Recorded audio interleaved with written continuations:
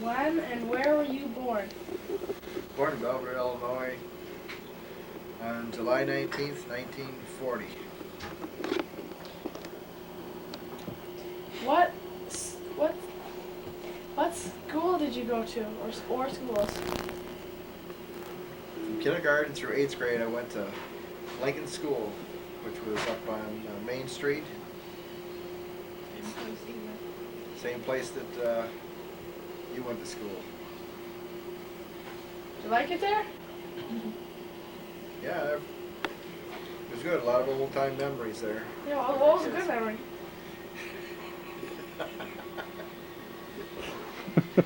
Good past. Pass, okay. No. A lot of good friends. The good memories were the friends, your classmates. Don't worry, this tape's not going to go on the TV, right? So you can make any crazy. Okay. Yeah. Let me read it last time. Yeah, I'll forward to you and you can Okay, make edits or whatever if you want. From Lincoln School, then I went to the high school over on Pearl Street, which is now called Pearl Place. That's where I graduated from high school at. what's the name again? Belvedere High School. Belvedere High School, and is now Pearl Place. It's a senior citizens apartment complex. Oh yeah. How do you like traveling? I know you got a house in Florida. Right, we love to travel. We go down there whenever we get a chance, and places in a gated retirement community in Leesburg, Florida, which is about 40 miles from Orlando. Like to go down to Orlando and do stuff down there? Or? We haven't really taken advantage of that yet. Being close to Orlando, we've pretty much do things around Leesburg. Took Brian and Brett there when they were kids. Yeah, memories of them when they were kids are really funny memories. Sure, we always went on vacations, different places. We went to, been to Orlando and Disney World before. SeaWorld. Yeah, SeaWorld, I guess, too. The next thing on the list is family, which you kind of already covered. So how'd you like your job as a cop? Well, I started on May 5th, 1968, and retired on May 10th, 1966. It was almost 1996, which was almost 27 years I spent on the police department. Was it hard? Sure, it's always hard because you are trying to make a difference in people's lives, and sometimes it doesn't work out.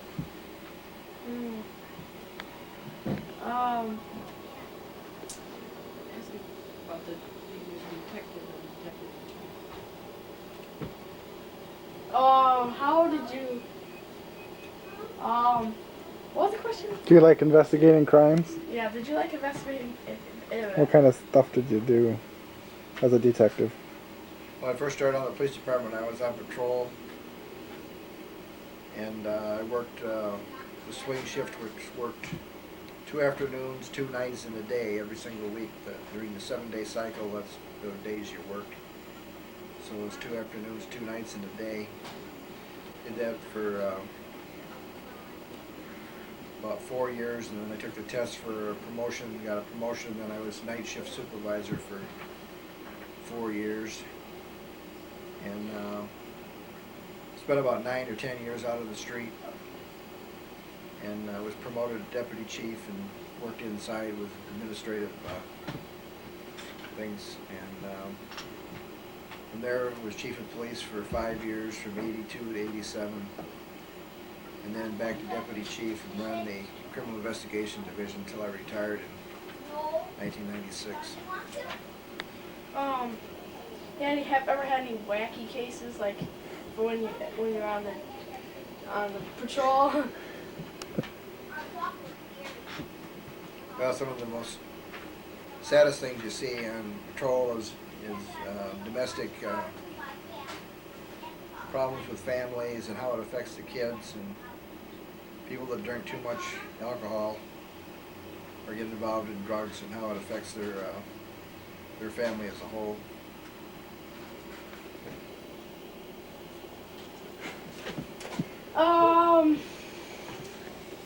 You ever had like you had any good pet memories? Anyway, Pet memories like with animals? pet memories? Right, we had a dog who was Geronimo, and he was probably about 20 years old before he passed on, and then we had a cat, Sneakers, that was 23 years old, and they were a really big part of the family for a long time, both of them. I miss Sneakers. Remember Snickers? Yeah, What'd she look like? brown, kind of, well, big good pepper, pretty nice. I know you've moved to a lot of houses. Yeah, any particular favorite one, or yeah? I lived in apartments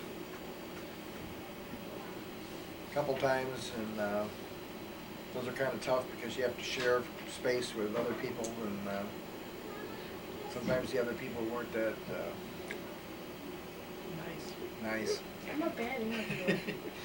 And You lived on Union you can't control some of the people that move in next to you. You lived on Yep. Union Avenue, then McComb, right across from this Yeah. Row Mike, Then on then on Van Buren, and then over onto Helen Street.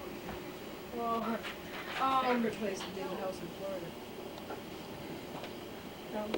what do you think about September 11th? I know that was a big thing. How did it catch you? Did it like catch you in the middle of the day, or? Well, I remember I was at City Hall and doing city business, and someone made mention about some plane hitting the trade center, so we went and turned on the TV to see what the news was, and what we were watching, the second plane actually was on television live going into the second tower, which was, we knew then that it was not just an accident, that it was a planned terrorist attack. Very sad. Next, as we move on to the next subject of the interview, I always, how did you like camping? Sure, we had a camper, and we camped in the small camping trailer with the whole family, and we also tent camped with the Cub Scouts. And our grandson was camping in various places. Ask him how he met his wife. What do you prefer, camper or tent? Camper. Okay.